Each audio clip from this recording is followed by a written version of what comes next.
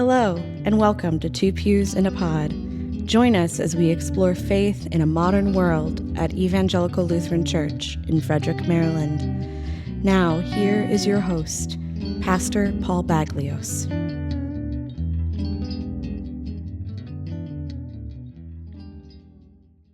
I am Megan Wyatt. And I'm Paul Baglios. Welcome to Two Pews in a Pod. And today is our 8th and final episode in the series on faith and the vocation of human resources. And we are joined by Helene Perdue and Megan Grable, who are two members of our congregation who do work within the field of human resources. Let's start today by talking a little bit about your professional background and the work that you do. All right, thanks.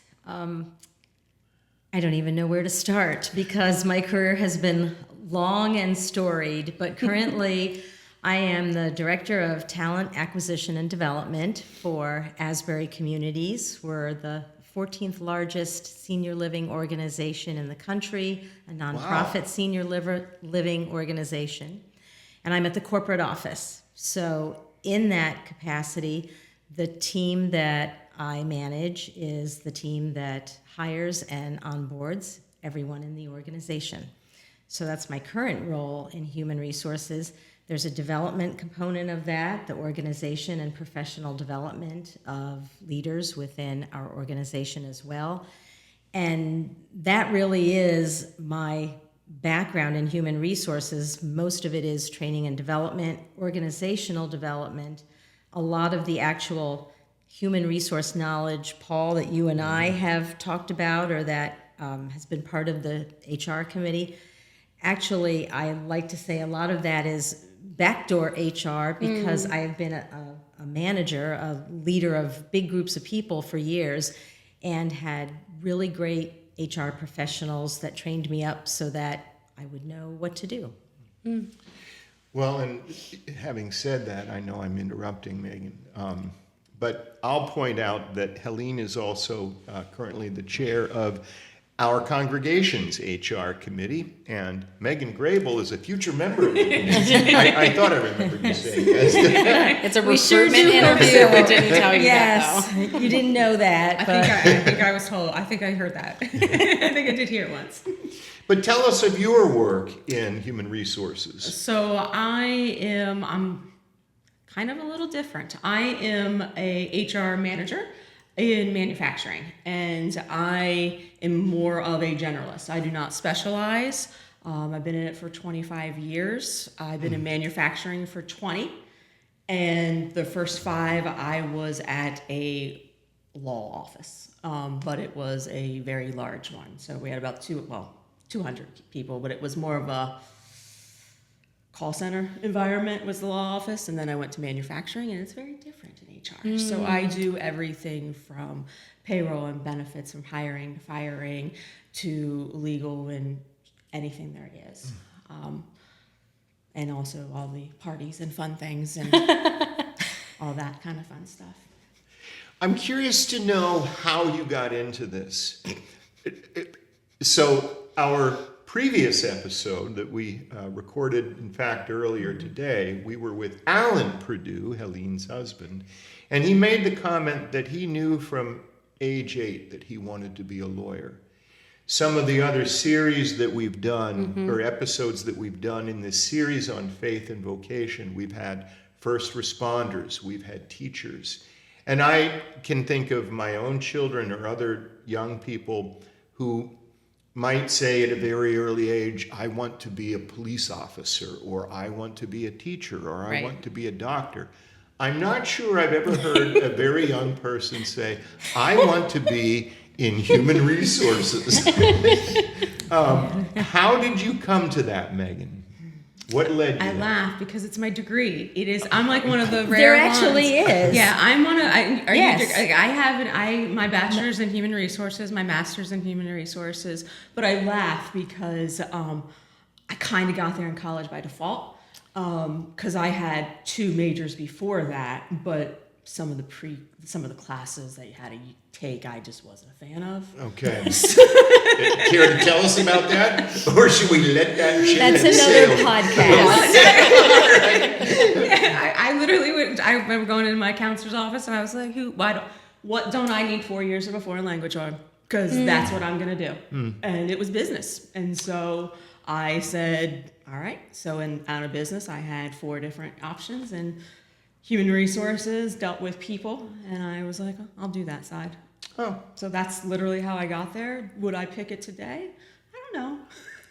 But came into it during college. Yes. Okay. And that's all. And that's what I've always worked in. How about for you, Helene? Mine's a little bit more circuitous. So I majored. One of my majors was English and technical writing. So one of my jobs right out of college was in technical writing for a bank, and I was learning a lot about processes, and my boss there had gone to another company and called me up a few months later and said, hey, I need a training coordinator, and I think because you have written policies and procedures, and I've seen the work you do, I think you could do this.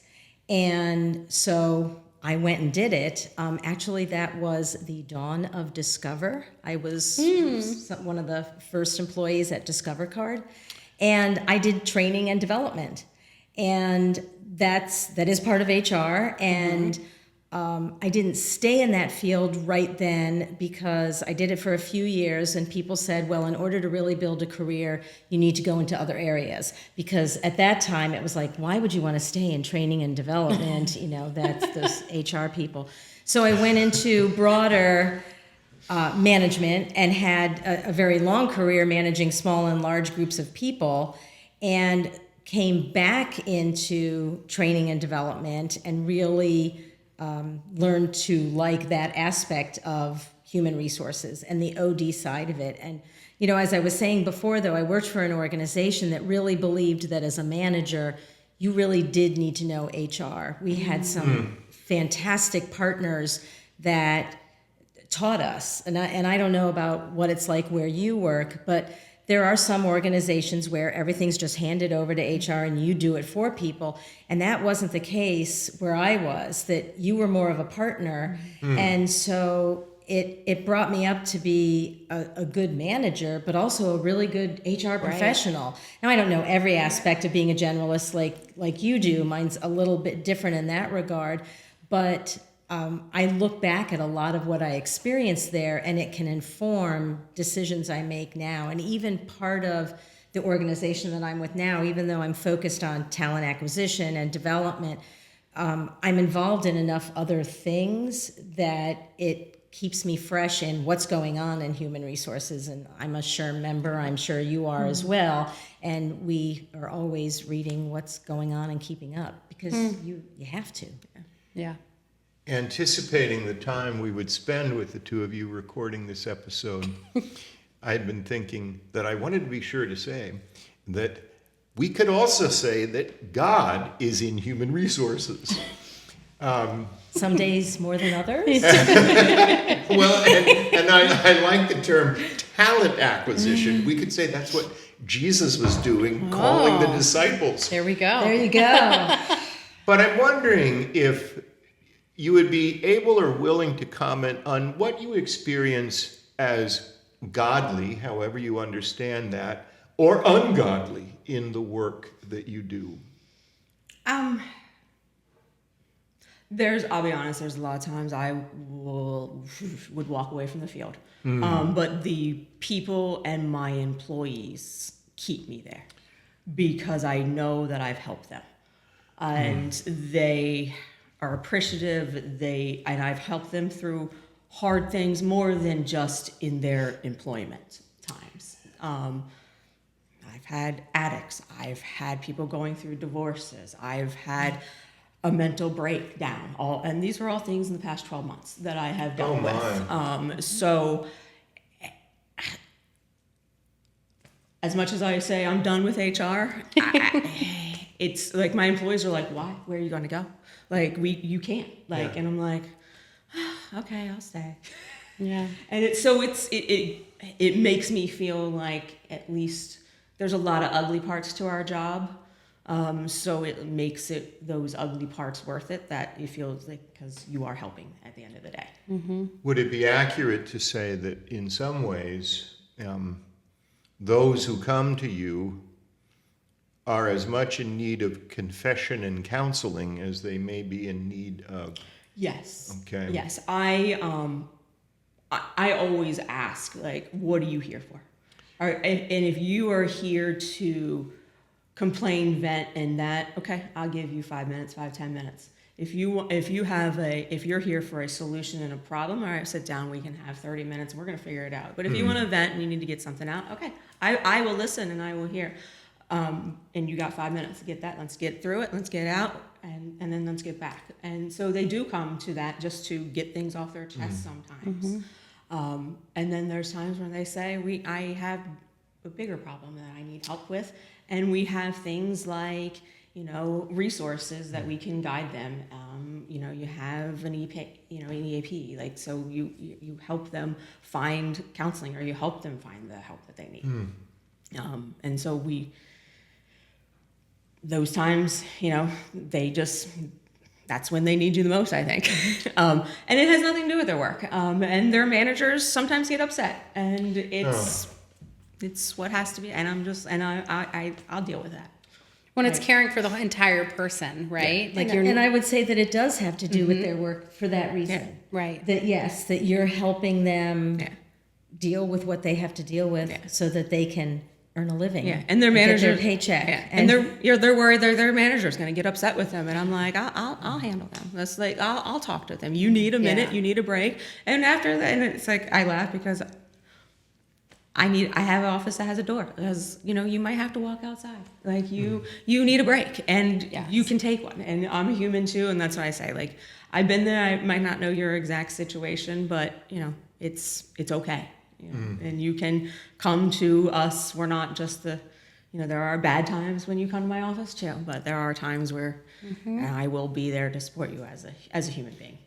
I think it's important for us all to remember, right? Like in our workplaces, out in society, that everybody you're walking around with, right, is a human who is feeling the wide range of human experiences. And we're not worker bees. You can't just leave it at the door and go and do your job, do your 9 to 5, and then start being a human again afterwards. Yes. And that's what you always say, leave all your problems at the door. You're here to do a job, but you can't do that. That's not realistic. You can't do that. Right. And you just have to, not everybody can read everybody else. So then things, you have to help them through that. And there was a time years ago where that is how people managed. You have to leave it at the door. Right. And that's one of the biggest changes that we are seeing in human resources now is, what are the resources for people? What are the mental health resources? I mean, for our EAP, you can get free counseling. And I remember in the past, one of the times, you ask about where is God in our work, and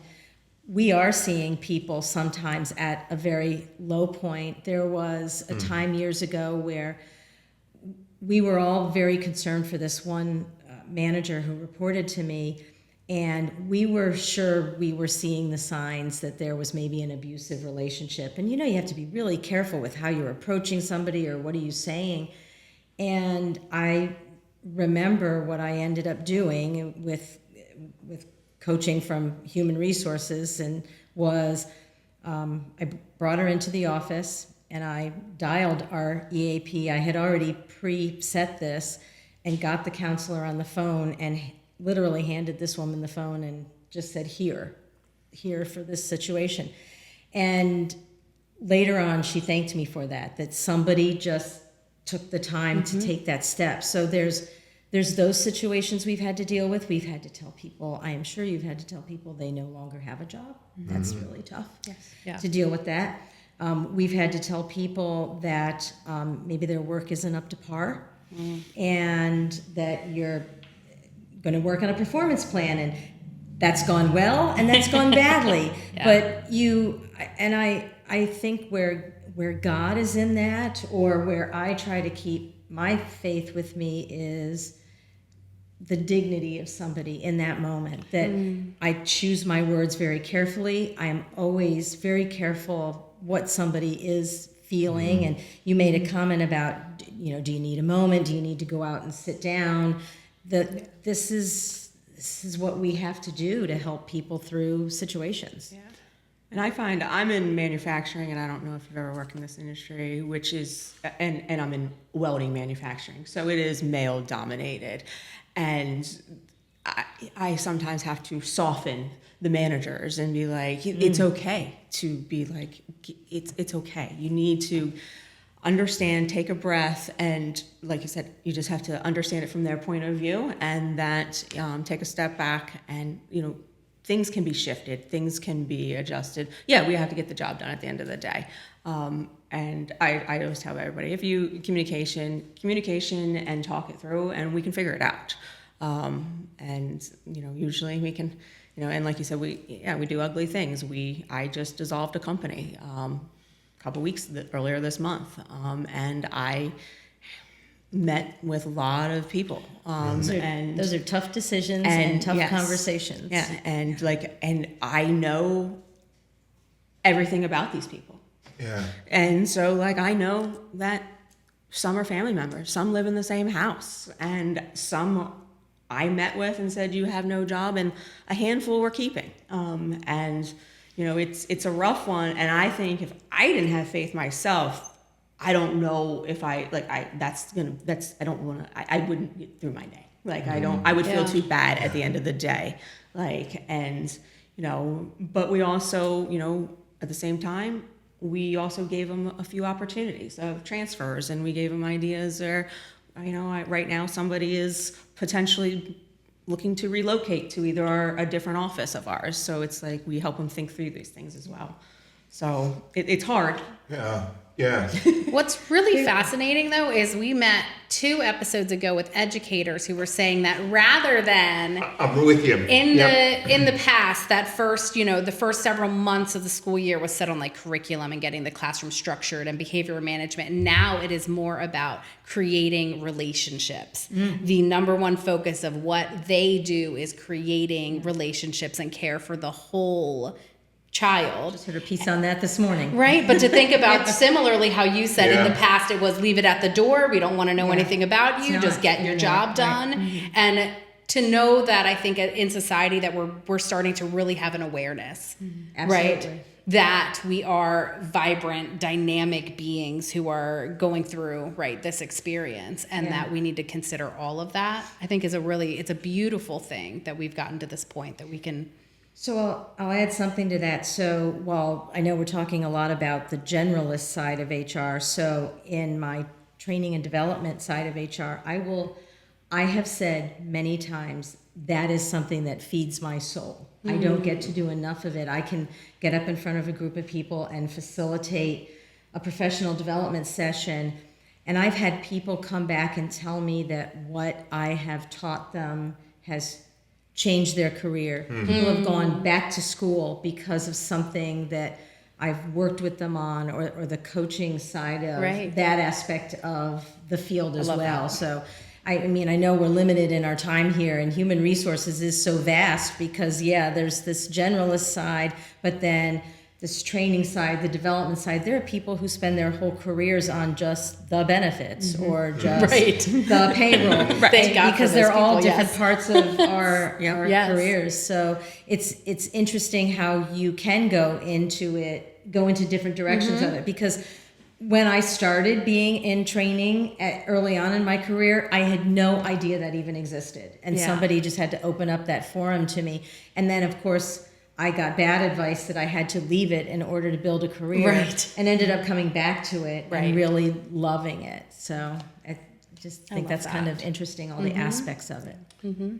We might have been doing a mind meld a few moments ago sometimes. Because I had the same thought as I've listened to the two of you, how very similar a lot of what you're saying is to what we heard from Lindsay and Carl when we recorded for a few episodes previously on faith and the vocation of education, and their need as teachers to know something of what are their students stepping out of when they step into school and into the classroom, knowing something about what is their home life, what is their larger world, in order to understand what they'll be seeing and experiencing with the students in their classroom. And I had not anticipated that we would hear something so similar. Yeah, I didn't either. In my own experience with human resources in previous positions that I've had, you'd go to see somebody in HR when you had a question about benefits. Yes. Yep. It's benefits, payroll questions, That's and you still always get that. Yeah. This much. And you still get that, but no. Sure. Or it's a lot of times it's either that or they don't want to, because I mean, also the reality is, and it's an ugly reality, but if you are coming to me for an issue, a lot of times it's because the decision needs to be made. Yeah. And so they didn't want to. So Right. you have to also walk that fine line. You have to get the people to trust you and to believe that you want to be there to help them, or they won't come see you. As long as you have that relationship, I think they will. But like you said, it's always changing. Megan, you said, listening to both of them, that their work involves knowing about and caring for the whole person. Right. And at the same time, knowing about and caring for the whole organization. You have a responsibility to serve the well-being of the organizations you work Right. for, in addition to the individuals. And there, too, that there's similarities with the work that we do. Yeah. You know, our call in ministry leadership Very much is so. not just to care for a collection of individuals, Absolutely. but for, the entire. the community that is Evangelical Lutheran Church. Right. Like I've had multiple times we've made hard decisions, and we've done layoffs, and we've sustained jobs, and those are hard, and you're right, you do it, and those times you have to look at it for the better of everybody. Yes, there are some things are going to happen, and some things will change, but sometimes you have to do those. I remember you did a sermon once, and you were talking about law and being an advocate, and you used that word. And I think about in human resources, really, we do try to be advocates for everyone. I mean, when we're rewriting a policy, we want to look at, yes, what's right for people, but what's right for the organization too. There are sides of it. And although that's not the very sexy side of human resources, Exactly. these are the things that you need Yes. to put something in place so that the organization can thrive and that people can thrive and you can do what you need to do. You even made policy much more interesting. Yeah. And how do you do it? Yeah. Usually that Yeah. word It's makes me what I do. curdle. I love that. Well, I've been fascinated to listen to the two of you in ways I hadn't anticipated being, and to a depth I hadn't anticipated being. And as I mentioned, so the idea for this series in our podcast was Megan's. And as we talked about different vocational areas that we knew people of the congregation were involved in, we happen to have in the membership of this congregation quite a number of HR Yes. professionals.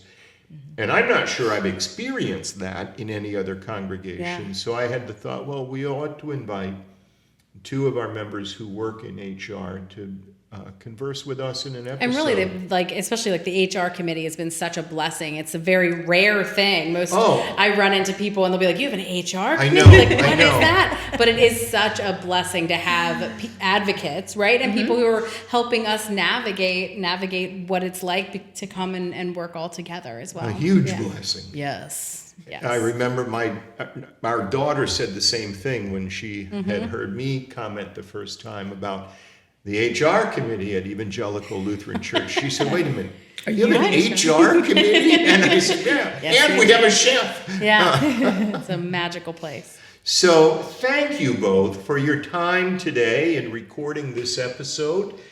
This has been our pleasure to do really with has. you, and hopefully this will be of interest and some insight for those who have watched or listened to this episode. We're very grateful for your time and grateful for what you do in the world on behalf of humans.